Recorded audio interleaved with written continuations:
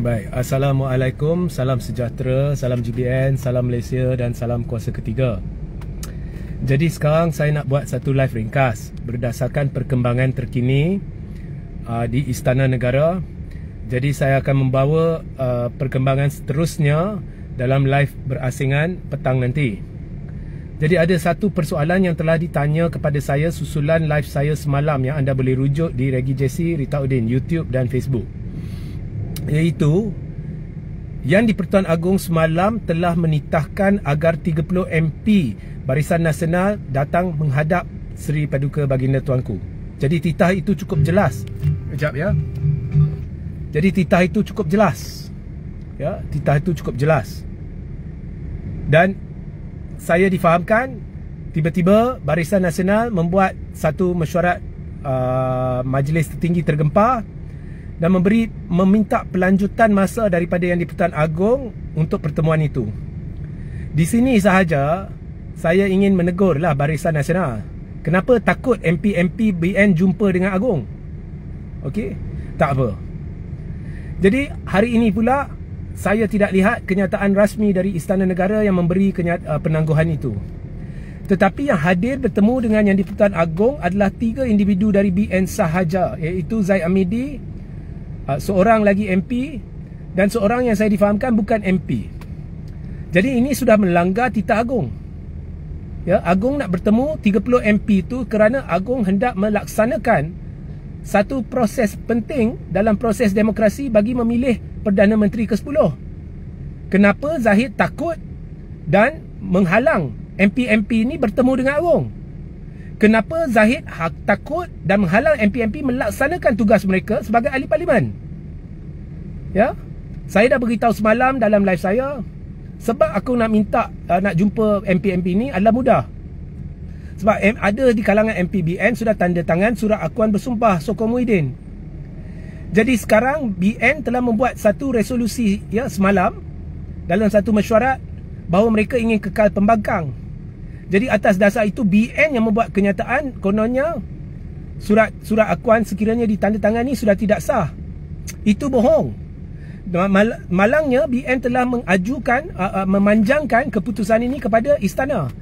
Jadi timbul persoalan, timbul kekeliruan sama ada MP-MP ini benar-benar sokong Muhyiddin ke tidak. Menurut BN, menurut kepimpinan tinggi, dia bagi tahu istana MP-MP ini sudah bersetuju, maka mereka tidak sokong lagi. Ya, sesiapa dan ingin kekal dalam pembangkang. Tetapi ini tidak keluar daripada mulut MP-MP itu. Dan Perlembagaan Persekutuan dalam hal pelantikan Perdana Menteri tidak mengendahkan parti, tak sebut parti.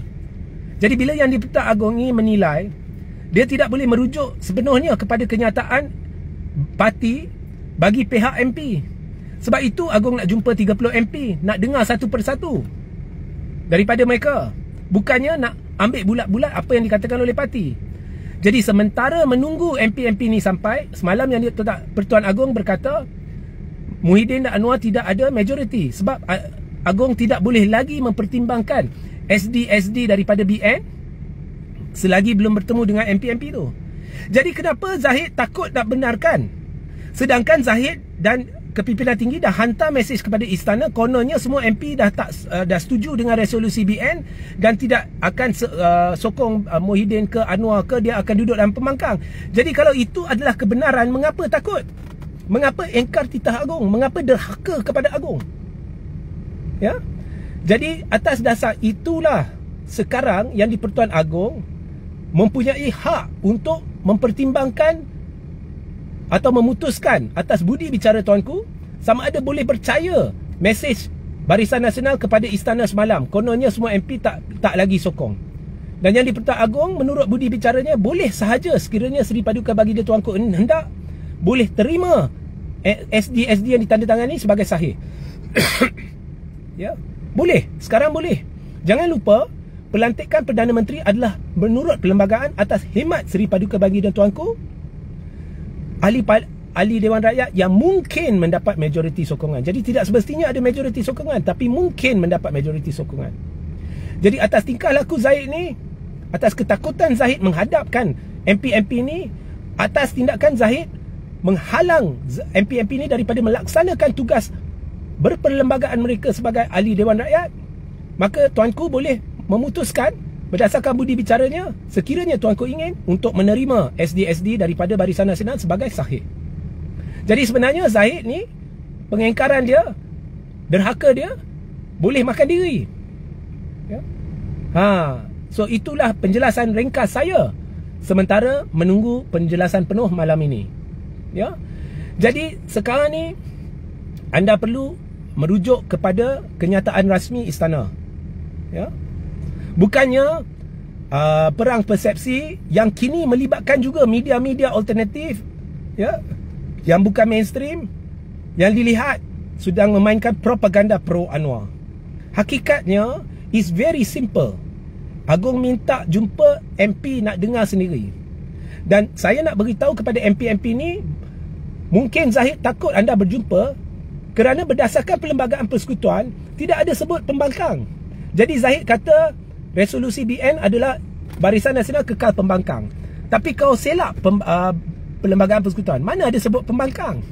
Jadi kalau kau nak duduk pembangkang, itu hak kau. Itu tidak bermakna anda tidak boleh sokong seorang individu sebagai Perdana Menteri, sebab itu hak anda, berperlembagaan anda sebagai ahli parlimen. Dan sekiranya anda sokong seorang individu sebagai Perdana Menteri, anda tidak melanggar resolusi parti. Sebab resolusi parti, pertama sekali, nak duduk pembangkang, anda kekal boleh duduk pembangkang. Tidak bermakna anda bergelar pembangkang, anda tidak boleh sokong seorang individu jadi Perdana Menteri. Kedua, resolusi parti ini tidak ada kena-mengena dengan perlembagaan. Jadi MP-MP ni ada dua fungsi, satu sebagai wakil rakyat, satu sebagai ahli parti.